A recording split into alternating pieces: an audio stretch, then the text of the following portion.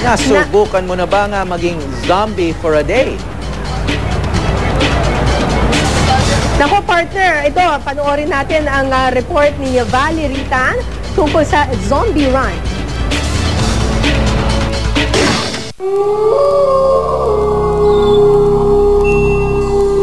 Nandito ako sa isang makeup chair, kasama ko ang aking makeup artist na si Kay, pero hindi niya ako papagandahin. Hindi bang karaniwang makeup ang ilalagay sa aking mukha at wala ring magarbong ayos ang aking buhok. Dahil ngayong gabi, sa akong Sa ikalawang taon ng outbreak, na isang fun run na may halong katatakutan, susubukan ko ang tapang ng mga runners sa habulan. Each runner, binibigyan ng belt na may 3 life flag. So, ang goal is matapos ka with at least 1 life flag intact. Kasi yung zombies, subukan nilang kunin yung life flags ninyo. Ang bawat zombie na tulad ko, metikulosong inayusan at tinuruan para maging certified kampon ng kadiliman. Para sa kahindik-hindik na look, gumamit ng latex at maputlang makeup ang mga artist. Wala talaga silang color. Tapos we use yung makeup talaga for the zombies or for yung mga walang dugo. Paalala lamang po mga kapuso, dapat ligtas sa balat ang anumang ilalagay na pangkulay. Ang magamang James at Iro Olandra naman, sumabak pa raw sa zombie lessons para sa mas makatotohanang pananakot. Siyempre, hindi ko pinalampas na hingan sila ng zombie tips. Turuan niyo naman ako, ano ba ang zombie walk? Paano po ba, Iro? Sige, mag-zombie walk ka. So, kailangan po ba yung medyo pilay? Yes. Paano naman po yung zombie talk? Ano po ba yung mga sounds doon? Any sounds, iba-ibang sounds kasi yun eh. Meron yung growl talk.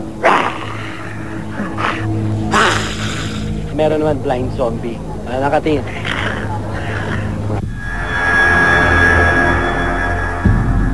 Maya-maya pa, ramdam na ang excitement ng mga runner. Kaya natakot? Konti. Ninakabahan na ako kaninang umaga pa. Funding kami mga zombie games and mga RPG with zombies. Get set! Start going! At nang magsimula ang run, marami ang kumaripas ang takbo. Ang iba, napapasigaw.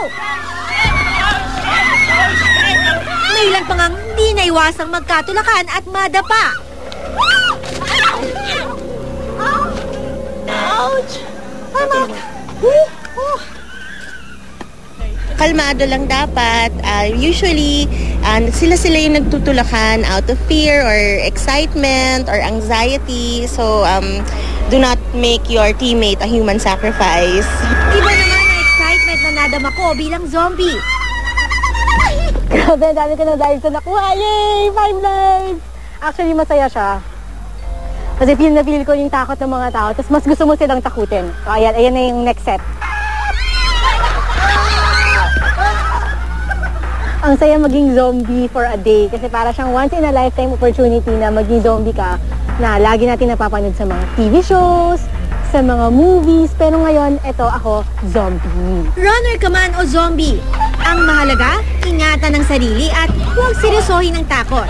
Dahil gaya ng anumang laro, dapat mangibabaw ang kasiyahan tulad dong tayo yung mga bata pa. Ito po si Valerie Tan para sa News to Go.